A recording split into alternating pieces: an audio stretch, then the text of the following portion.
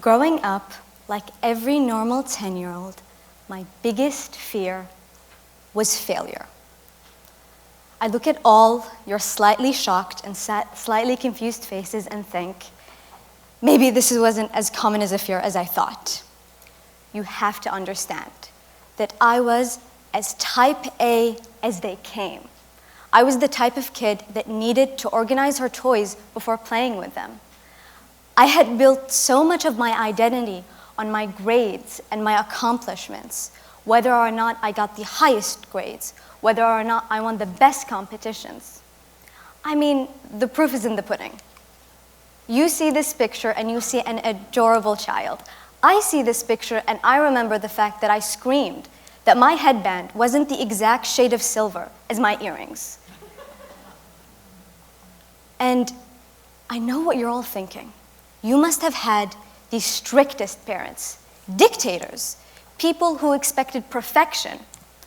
The funny thing is, I didn't. My parents are probably the most supportive, chill people ever. And it was them who were able to see that my passion, my need to be perfect, my very type A personality was great because they were able to help me channel that energy into wanting to make the world perfect. I wanted to fix everything. I remember seeing such problems in the world and thinking, I have to be the one to fix it. So it was a shock to no one that I wanted to become a doctor. I wanted to change the world one patient at a time. My name is Lama Alshamroukh, and I'm a biology student here at West Virginia University. Here's the story about how my biggest fear made me into a better researcher. As a pre-med student, an extracurricular we are expected to have is research. But why research? Well, I knew why I wanted to do research, because it was real-life knowledge. I wanted to be a part of that process. I wanted to change the world.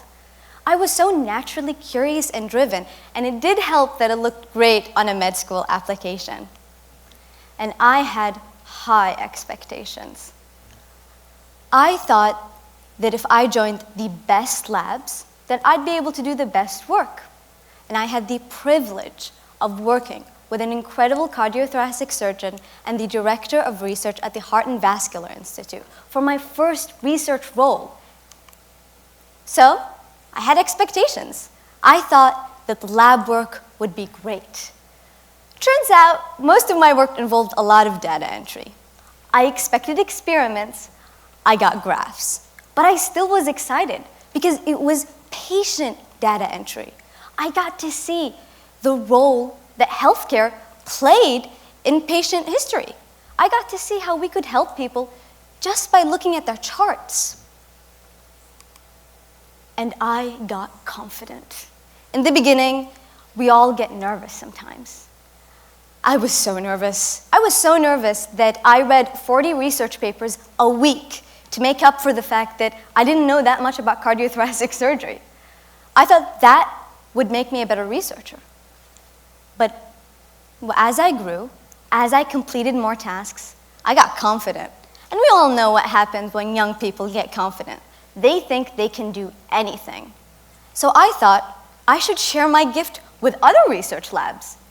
Because the beauty of medical research is there can go weeks without any work because of waiting on approvals and whatnot. So I joined labs. I joined many labs. I think I forgot to say no. I kept saying yes and adding lab over lab over lab. While I was doing that, something changed. I changed. You see, the change wasn't clear in my grades. It wasn't clear in my work. It was clear in my heart. I remember at the beginning, I was so excited.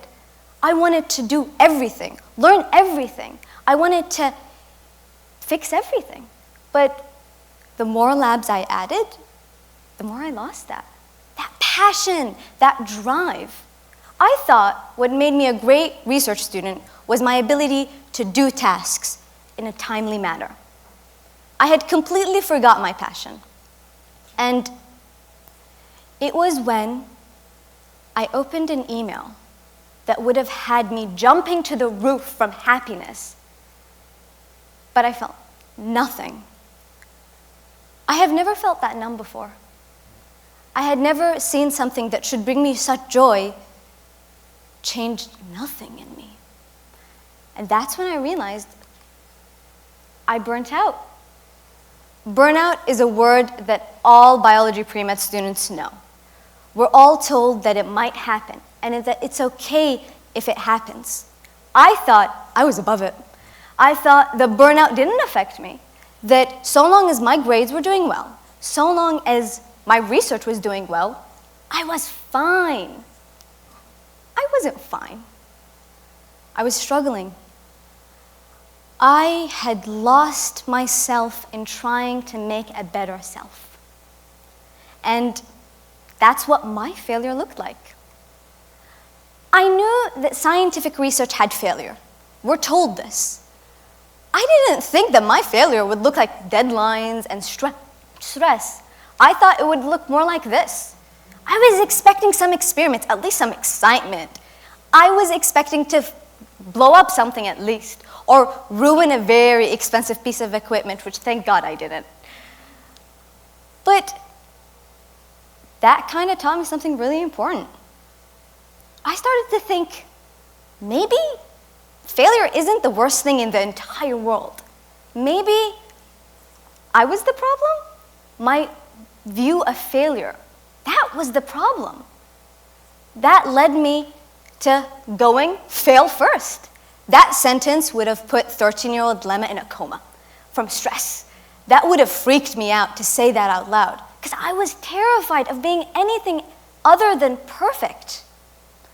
But I realized that if I wanted to get the career that I wanted and so deserved, that if I wanted to actually change the world, I needed to be comfortable with failing a little bit here and there.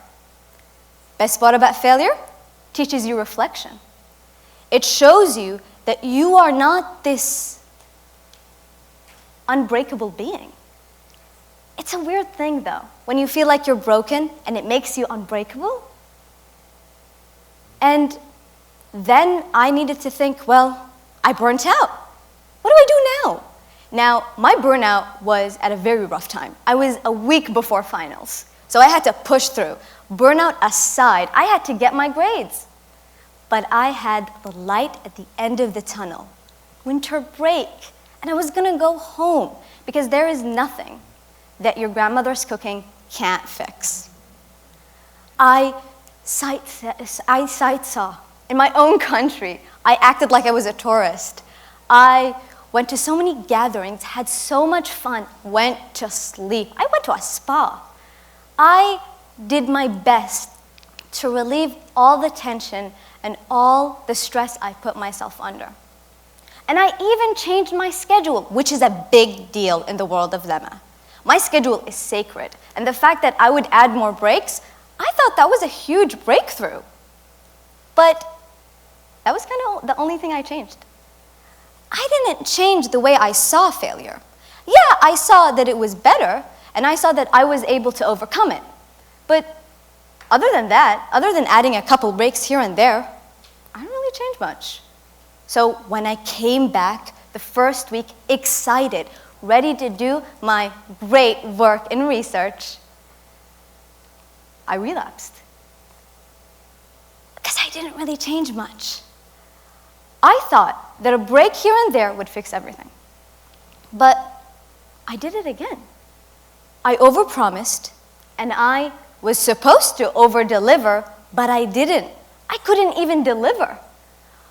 And I thought I was a failure. That's it. I thought I understood that going through this made me stronger, but I was at such a low point where I didn't know what to do.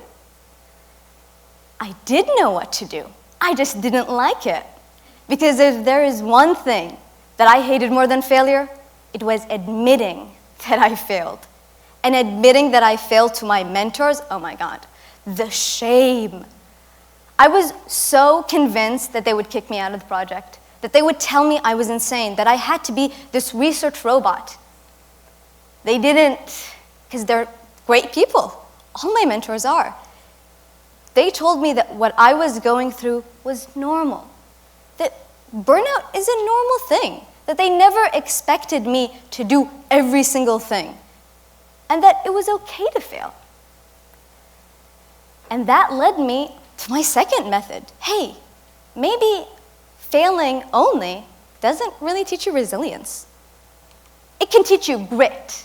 It can teach you how to power through.